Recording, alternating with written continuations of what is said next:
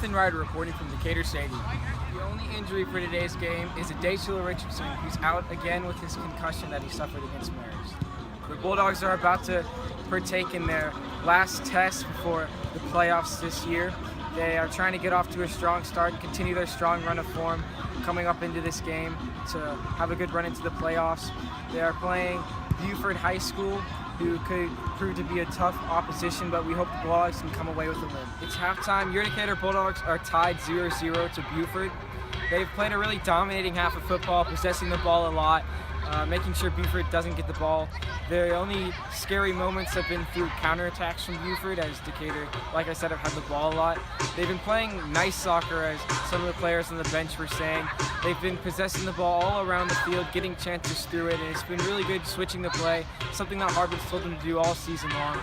They also had two new faces to the varsity team in the first half, as both Jack Steig and Nick Katinsky, two JV call-ups, got their first varsity minutes of their high school career.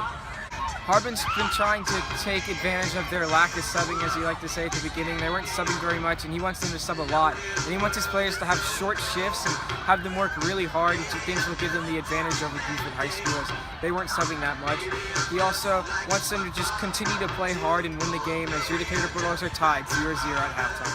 Harbin just talked to the boys. He wants them to work hard, as he knows that this is a battle, and he knows that games throughout the season, for the rest of the season, is going to be a battle. He wants them to keep playing as they're playing, as they've been possessing and they've been working hard, and he thinks that they can wear Buford down through possession. He wants them to play more like their last 25 minutes of the half rather than the first 15, and he thinks the key to that is to get the ball down and move it to side.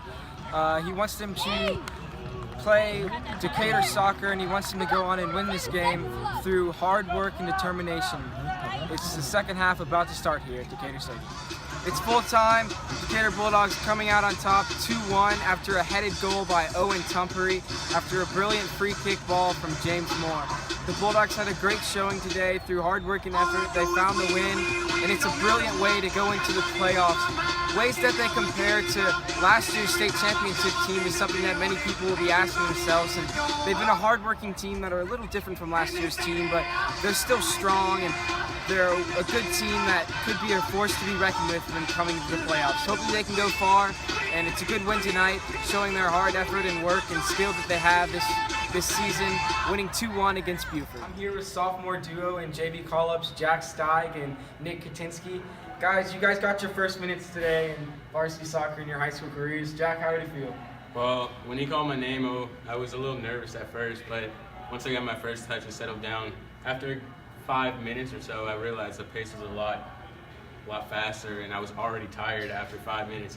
And I looked up on the clock, and there was 5 more minutes, and I was like, okay, I'll do this. But after those 5 minutes, I started to settle down, and it started to come to me, and it felt good to finally get in there after a couple games.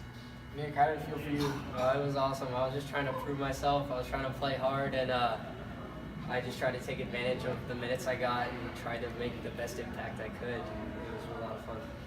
Two players that are on the up at Decatur High School. I'm here with seniors Grayson Gaucher and Sam Bennett. They're both seniors this year, and going into the state playoffs this year, it's win or go home. Grayson, how does it feel to know that it could be the last time that you're representing Decatur High School? I feel like I need to play hard, and I need to show the younger kids what we want to achieve in the future, and also show them that we need to play hard to win games, and that this team is actually capable of winning multiple state championships. So that's what I hope for this year. What do you think that you guys can achieve? Do you think you can go all the way this year? I think we have a good team, and I think we're going to go deep into the playoffs. It just depends on if we have the mental ability to stay focused throughout the tournament. I think if we do that, then we could definitely win the state championship. Sam, how does it feel to you? You know, came up through the JV and junior year, and now you're playing for varsity, and it could be your last time through the state playoffs.